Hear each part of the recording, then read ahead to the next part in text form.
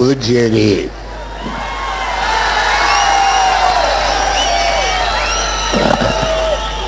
நாடாளுமன்ற தொகுதி கழக வேட்பாளர் தம்பி ராஜீவ் அவர்களை ஆதரித்து நடைபெறுகின்ற இந்த பொதுக்கூட்டத்திற்கு தலைமையேற்றுள்ள புதுவை மாநில கழகத்தின் பொறுப்பாளர் டாக்டர் எம்ஏஎஸ் சுப்பிரமணியம் அவர்களே, என்னுடன் வருகை தந்துள்ள கழகத்தினுடைய துணை பொதுச் செயலாளர் தம்பி துரைமுருகன் அவர்களே, விழுப்புரம் மாவட்ட கழக செயலாளர் முன்னாள் அமைச்சர் தம்பி பொன்முடி அவர்களே, கடலூர் மாவட்ட கழக செயலாளர் முன்னாள் அமைச்சர் எம்ஆர்கே பன்னீர்செல்வம் அவர்களே, ஆர்வி ஜானகிராமன் அவர்களே, திருநாவுக்கரசு அவர்களே, சிவகுமார் அவர்களே, இளப்புகழேந்தி அவர்களே, திரு சுப்பராயன் அவர்களே, ஆர் சிவா அவர்களே,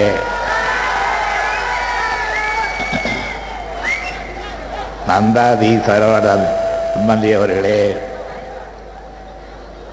வருகை தந்துள்ள நம்முடைய தோழமை கட்சியை சார்ந்த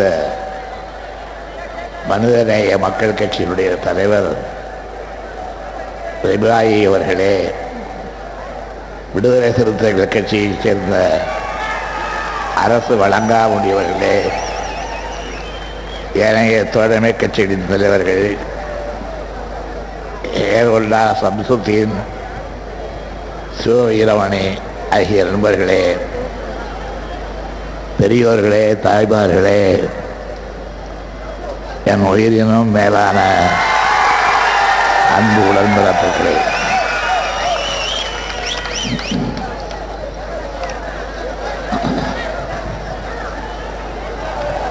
புதுவை நகரத்தில் நடைபெறுகின்ற இந்த பொதுக்கூட்டத்திலே கலந்து கொண்ட போது இது தேர்தல் பிரச்சார பொதுக்கூட்டம் மாத்திரம் அல்ல, பழைய நினைவுகள் பலவற்றை என்னுடைய நெஞ்சிலே கொண்டு வந்து சிறத்துள்ள கூட்டமாகவும் நான் கருதுகின்றேன்.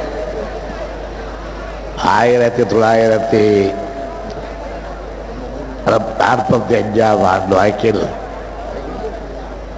புதுவையிலே திராவிட இயக்கத்தினுடைய கொள்கைகளை விளக்குகின்ற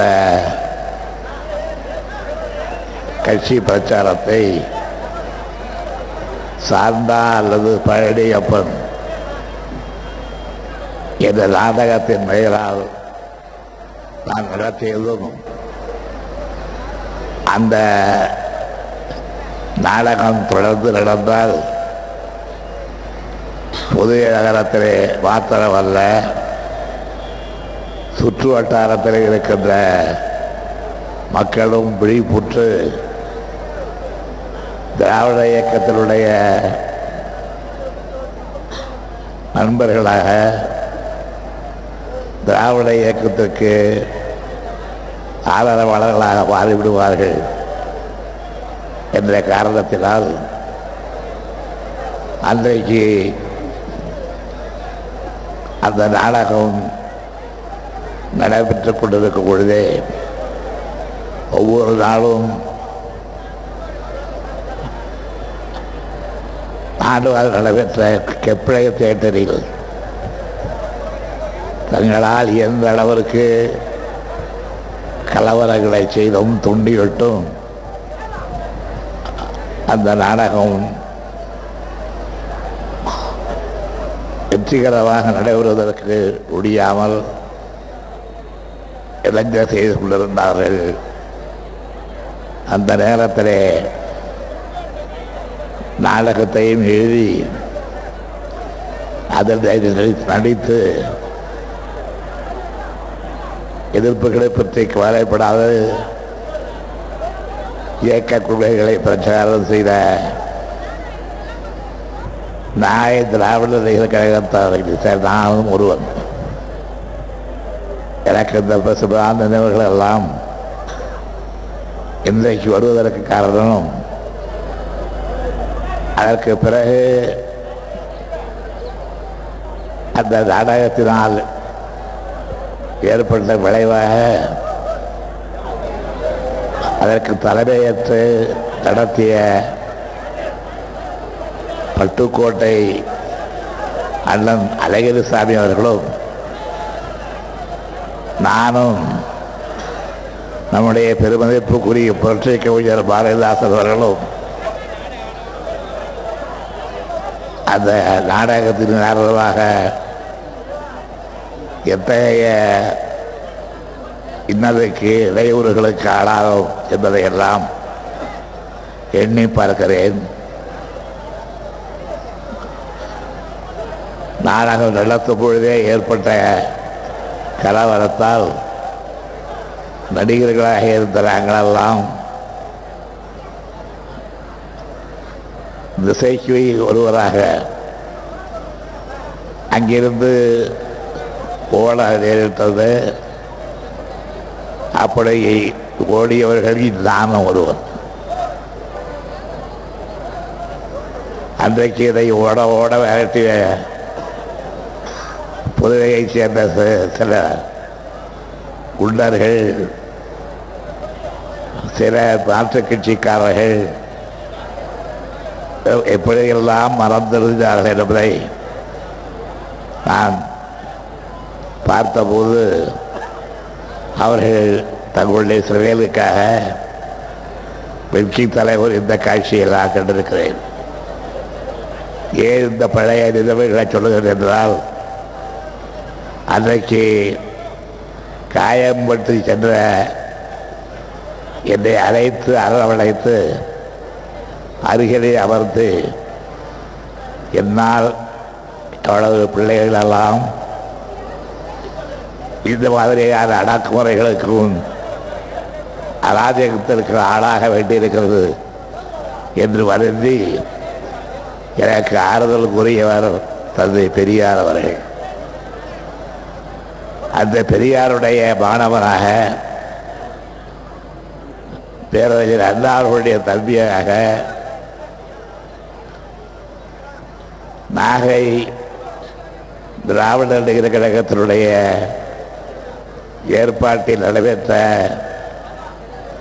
அந்த நாடகத்திலே சிவகுரு என்ற வேடதாரியாக நடித்த நான் இன்றைக்கு உங்கள் முன்னால் திராவிட முன்னேற்ற கழகத்தினுடைய தலைவராக வந்து அமர்ந்திருக்கிறேன் என்றால்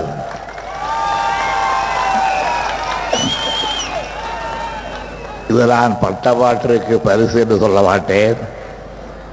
இன்னும் பட வேண்டிய பல துன்பங்களுக்கு எனக்கு தரப்பட்ட உற்சாக பானம் என்றுதான் நான் கருதிக் கொள்வேன். அப்படிப்பட்ட நிகழ்ச்சியை எனக்கு நினைவூட்டுகின்ற வகையிலே அமைந்த இந்த கூட்டத்தில் உங்களை எல்லாம் காணும் பொழுது என் நினைவுக்கு வராதவர்கள் யாரும் இல்லை. நான் ஒன்று குறிப்பிட்ட புரட்சி கவிஞர் பாரதிதாசன்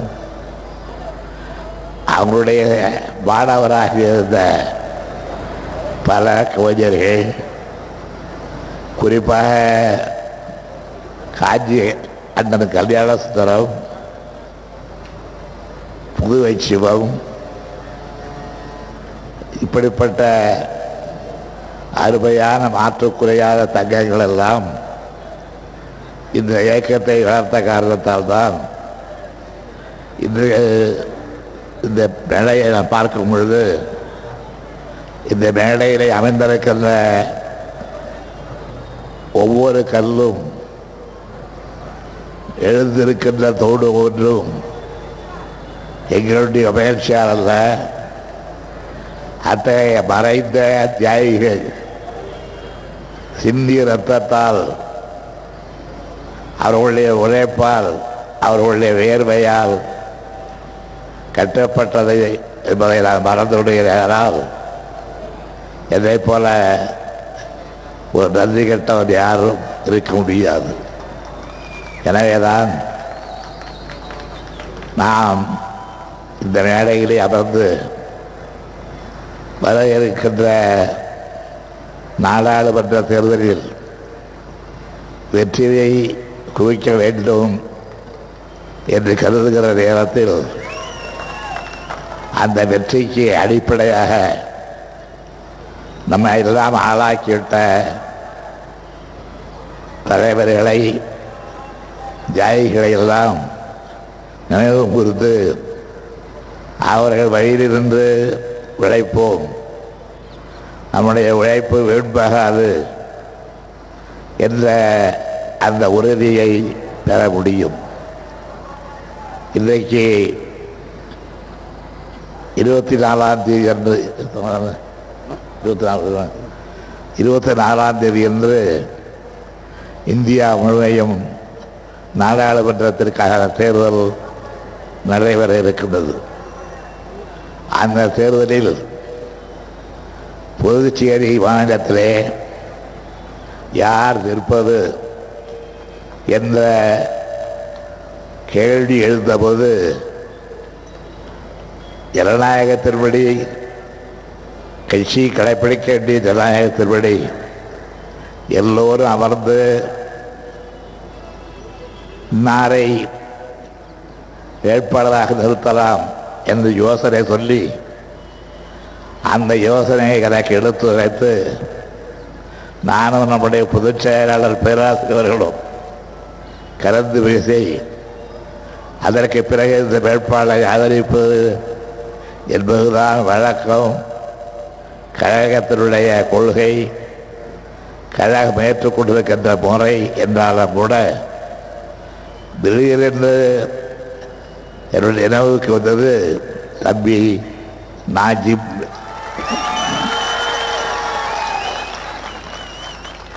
ஏன் நாஜிபே இருக்கிறார் என்ன என்று கேட்டபோது அவரை ஒத்துக்கொள்ள வேண்டுமே என்று பக்கத்தில் இருந்த தம்பி ஜானகிராமன் முன்னவர்கள் கேட்டார்கள். அவர் ஒத்துக்கொள்வது ஒத்துக்கொள்ளாததும் அவரை கேட்பவர்களை பொறுத்து இருக்கிறது, நான் கேட்டு பார்க்கிறேன் என்று சொல்லி வந்து அவரை சந்தித்து நீங்கள் தான் இந்த நாடாளுமன்ற தேர்தலில் வேட்பாளராக இருக்க வேண்டும் என்று சொன்னபோது நானா ரெண்டாவது நான் விட்டு விடுகிறேன் என்று சொன்னார். நான் இதுவரையிலே இடத்திலே வேண்டுகோளாக எடுத்தேன், இப்போது கட்டளையாக சொல்கிறேன், நீதான் புதுச்சேரியுடைய நாடாளுமன்ற தொகுதி வேட்பாளர் என்று சொன்னேன். கலைஞரின் கட்டளை என்ற பிறகு அதை மறுக்க முடியுமா? மறுப்பதற்கு சில பேர் இருக்கிறார்கள். ஆனால் பாண்டிச்சேரியை பொறுத்தவரையில் என்னுடைய வார்த்தைகளை தாண்டி செல்பவர்கள் யாரும் இருக்க வருகிறார்கள் என்று அந்த முறையிலேதான் நீதான் வேட்பாளர் என்றேன். சரி என்று தலையை அசைத்தார். இங்கே உள்ளவருடைய கழக காவலர்கள், கழக நிர்வாகிகள், மாநிலத்தினுடைய அமைப்பாளர்கள், இவர்கள் அத்தனை பேரும் அந்த முடிவை ஏற்றுக்கொண்டு உழைக்கின்றார்கள், உழைத்து கொண்டு இருக்கின்றார்கள். அவர்களுடைய உழைப்பு வீண் போகாது, வீண் போனது இல்லை. அவர்கள் எடுத்த முயற்சிகளாக பாண்டிச்சேரியிலே, புதுச்சேரியிலே திராவிட முன்னேற்ற கழகம் இன்றைக்கு வெகுவாக வளர்ந்திருக்கிறது. இந்த வளர்ச்சிக்கு யாரோ ஒரு திடீரென்று உழைத்து அவர் காரணமாக ஆகிவிட்டார் என்றால் இல்லை. என்னுடைய அருமை தம்பி ஜானகி அவனை பொன்னவர்கள் உடலை சந்தனக்கட்டையாக தேய்த்து கொடுத்து இது. அப்படி தேய்த்து சந்தனக்கட்டை தான் இன்றைக்கு புதுவை மாநிலத்தில் திராவிட முன்னேற்ற கழகம் என்று சொன்னால் அதை யாரும் மறுக்க முடியாது. ஒருவர் இருவர் நாடகத்துக்கு அழகி வந்து அடி உதைப்பட்டு சென்ற கருணாநிதி இன்றைக்கு நாட்டிலே உள்ள தலைவர்களே ஒருவராக, முன்னாள் அமைச்சர்களிலே ஒருவராக, முன்னாள் முதலமைச்சராக இங்கே வந்து அமர்ந்திருக்கிறார் என்றால் அதற்கு காரணம் இங்கே குறிப்பிட்டார்களே அதே போல எதையும் இடறி இருந்து எதற்கும் அஞ்சாமல் அடியா உதையா அதை பற்றியெல்லாம் கவலைப்படாமல் இந்த இயக்கத்தை அன்று முதல் இன்று வரையிலே வளர்த்தவர்கள், அவர்களுடைய ரத்தம், வியர்வை, அவர்கள் சித்திய கண்ணீர், இவைகளின் மொத்த கூட்டுதான் புதுவை மாநில திராவிட முன்னேற்ற கழகம் என்று சொன்னால் அதை யாரும் மறுக்க முடியாது. அப்படிப்பட்ட புதுவை மாநிலத்தில் நடைபெறுகிற இந்த நாடாளுமன்ற தேர்தலில் நீங்கள் எனக்கு வெற்றி அளிக்க வேண்டும் எனக்கு என்று கேட்பதற்கு காரணமே, நான் இந்த புதுவையிலே பட்ட அடிகளுக்கு, இந்த புதுவையிலே சிந்திய அர்த்தத்துக்கு, இந்த புதுவையிலே வடித்த கண்ணீருக்கு நீங்கள் பிரதி உபகாரமாக செய்ய வேண்டும் என்று கேட்கவில்லை. இனி புதுவை மக்கள், இந்திய நாட்டு மக்கள் கண்ணீர் வடிக்காமல் இருக்க, வியர்வை சிந்தாமல் இருக்க, சிந்தினாலும் அந்த வியர்வை வீண்போகாமல் இருக்க நீங்கள் ஆற்ற வேண்டிய கடமைதான் இங்கே நம்முடைய கூட்டணி கட்சி வேட்பாளராக இருக்கின்ற திராவிட முன்னேற்ற கழகத்தில் வேட்பாளர் ராஜீவ் அவர்களை வெற்றி பெற செய்ய வேண்டிய கடமையாகும். அதை செய்வீர்கள் என்ற நம்பிக்கை எனக்கு நிரம்ப உண்டு. நம்முடைய கூட்டணி கட்சி பலம் வாய்ந்தது. நம்முடைய கூட்டணியில் மதவாதத்திற்கு இடமில்லை. நம்முடைய கூட்டணியில் மதத்திற்கு எந்த நேரத்திலும் இடம் கிடையாது. எல்லா மதமும் சம்மதமே என்ற அந்த வகையில் நம்முடைய கூட்டணி கட்சி இன்றைக்கு புதுவை மாநிலத்திலே இயங்கி வருகிறது. இந்தியா முழுமையும் நடைபெறுகின்ற இந்த தேர்தலில் நேற்று வரையிலே ஒருவர் கல்யாணமே ஆகாமல் இருந்தார். அவர்தான் இந்திய பிரதமருக்கான வேட்பாளர். இது பத்திரிகையிலே பார்த்தால் அவருக்கு கல்யாணம் ஆகிவிட்டது என்ற செய்தியை வெளியிடுகிறார்கள். கல்யாணம் ஆகாமல் இருந்தால் அது என்ன பெரிய ஆச்சரியம்? கல்யாணம் ஆகாத ஒருவர், நம்முடைய பெருந்தலைவர் காமராஜர் கடைசி வரையிலே திருமணம் ஆகாமல் தேசம் துண்டு ஆற்றவில்லையா? அது போல தேசம் துண்டு ஆற்றப் போகிறார்கள் என்று கூட கருதினோம். ஆனால் இன்றைக்கு அவர் மனு தாக்கல் செய்து அந்த மனு வெளியிடப்பட்ட பிறகு மோடிக்கும் கல்யாணம் ஆகிவிட்டது என்ற உண்மையை, இதுவரையிலே ஒழிக்கப்பட்டது ஒரு உண்மையை வெளியிட்டிருக்கிறார்கள். ஒருவேளை அவர்கள் இந்தியாவுடைய பிரதமரானால் என்னென்ன உண்மைகள் வெளிவருவோம் நமக்கு தெரியாது. ஆகிற வரையிலே பறத்திருந்தாலும் கூட திருமணம் ஆன பிறகு அந்த உண்மையை உழைக்க வேண்டிய அவசியமில்லை என்று அந்த உண்மையை வெளிக்கொண்டு வருவார்களே. ஆனால் அது பெயர் இதுவரையிலே நாம் மோடி என்ற ஒரு பெயர் இருந்தோம். மோடி வித்தை என்பார்களே, இந்த மோடி வித்தைக்கு இதுதான் பொருள் போலும் என்று நாம் கருத வேண்டியிருக்கும். அத்தகைய ஒருவர் நாளைக்கு நம்மை எல்லாம் தென்னகத்திலே உள்ள நன்மை எல்லாம், திராவிடத்திலே உள்ள நன்மை எல்லாம், தமிழகத்திலே உள்ள நன்மை எல்லாம், இன்னும் சொல்லுகின்றேன் புதுவையிலே உள்ள நன்மை எல்லாம் ஆளப்போகிறார்கள் என்றால் அந்த ஆட்சி எப்படி இருக்கும் என்பதை நான் இப்பொழுது அல்லது காட்ட விரும்பவில்லை. ஒருவேளை அந்த ஆட்சி அமைந்து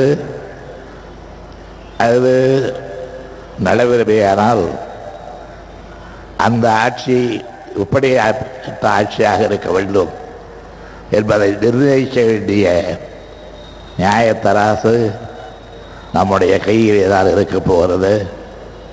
அந்த நியாயத்தராசு வைத்து நாம் யார் யார் இந்த நாட்டை ஆளுவதற்கு தகுதியானவர்கள் என்று நாம் பார்க்காமல் இதை செய்துவிட்டோமே என்று கவலைப்பட போவதும் அவன்தான். நல்ல வேளை இவர்களை தேர்ந்தெடுத்தோம், தப்பித்தோம் என்று நாம் பெருமூச்சிலிருந்து ஆறுதல் அடைப்பவர்களும் நாம் தான். எனவே இந்த இரண்டு நிலைகளில் நமக்கு எந்த நிலை வேண்டும்? ஜாதி மதம் வேறுபாடுகள் பிரிவினைகள், ஒருவன் உயர்ந்தவன் ஒருவன் தாழ்ந்தவன் என்ற அந்த தாழ்வு மனப்பான்மைகள் உயர்வு மனப்பான்மைகள் இத்தகைய வித்தியாசங்கள் கொண்ட ஒரு நாடு நோக்க வேண்டுமா? எம்மதமும் சம்மதமே, எல்லோரும் இந்நாட்டு மன்னர் என்ற அந்த சமநிலை நமக்கு வேண்டுமா? பாபர் மசூதிக்கு வந்த ஆபத்து இனியும் நம்முடைய நாட்டில் இருக்கின்ற மசூதிகளுக்கு வரலாமா? வந்தால் ஒரு பாபர் மசூதியோடு அல்ல, அது நாட்டிலே உள்ள எல்லா பாபர் மசூதியையும் தாக்கி அந்த தாக்குதலின் காரணமாக நாளே ரணகளமாகக்கூடிய நிலை ஏற்படும். அப்படி ஏற்பட்டால் அமைதி இல்லாத அமளி நிறைந்த ஆட்டம் போடுகின்ற ஜாதி அரியருடைய கூட்டத்தால் நாம் மீண்டும் அடிமைப்படுவோம், மீண்டும் அங்கராய்த்திருப்போம் என்பதை மறந்துவிடாமல் நீங்கள் உங்களுடைய தேர்தல் நேரத்திலே உங்களுடைய முடிவை எடுக்க வேண்டும். ஒரு முடிவெடுப்பது நமக்காக மாத்திரமல்ல. இன்றைக்கு நாம் எடுக்கின்ற முடிவு நாளை தினம் நம்முடைய மகன்களுக்கு, நம்முடைய மக்களுக்கு, நம்முடைய பேரன்பேத்திகளுக்கு, நம்முடைய அடுத்த தலைமுறையினருக்கு தேவையான முடிவை நாம் எடுக்க வேண்டும். அப்படிப்பட்ட முடிவுதான் சமத்துவமான ஒரு நாட்டை, ஜாதி வேதமற்ற ஒரு நாட்டை, மத வேறுபாடற்ற ஒரு நாட்டை உருவாக்கக்கூடிய முடிவு. அந்த முடிவை எடுப்பதற்கு நீங்கள் தயாராக இருக்க வேண்டும் என்று உங்களெல்லாம் நான் வேண்டி விரும்பி கேட்டுக் கொடுக்கின்றேன். இன்று காலையிலே இருந்து இதுவரையிலே பல நிகழ்ச்சிகளிலே கலந்து கொண்டு உங்களை சந்திக்கின்ற நல்ல வாய்ப்பை நான் பெற்றிருக்கின்றேன். இந்த வாய்ப்பை நழுவ விடாமல் நீங்களும் நாங்களும் சந்தித்து ஜாதி பேதமற்ற, மதபேதமற்ற, மதச்சார்பற்ற ஒரு நல்ல கட்சி இந்தியாவில் ஜனநாயக ரீதியிலே நிறைவேறுவதற்கு அனைவரும் நம்முடைய கரங்களை உயர்த்த வேண்டும் என்று கேட்டுக்கொண்டு இந்த சொற்ப நேரத்தில் இந்த வேண்டுகோளுத்தான் அவர்கள் அளிக்க முடிகிறது. நான் உங்களுக்கு விளக்கங்களை அளிக்க வேண்டும். அவைகளை எல்லாம் வெற்றி விழாவிலே வந்து அழிப்பேன் என்ற உறுதியை தந்து நீங்கள் அனைவரும் அந்த விழாவிற்கு என்னை அழைப்பீர்கள் என்ற நம்பிக்கையோடு இந்த அளவில் உதயசூரியனை மறவாதீர் என்று மீண்டும் மீண்டும் கேட்டுக்கொண்டு விடை பெற்றுக் கொடுக்கின்றேன். நன்றி, வணக்கம்.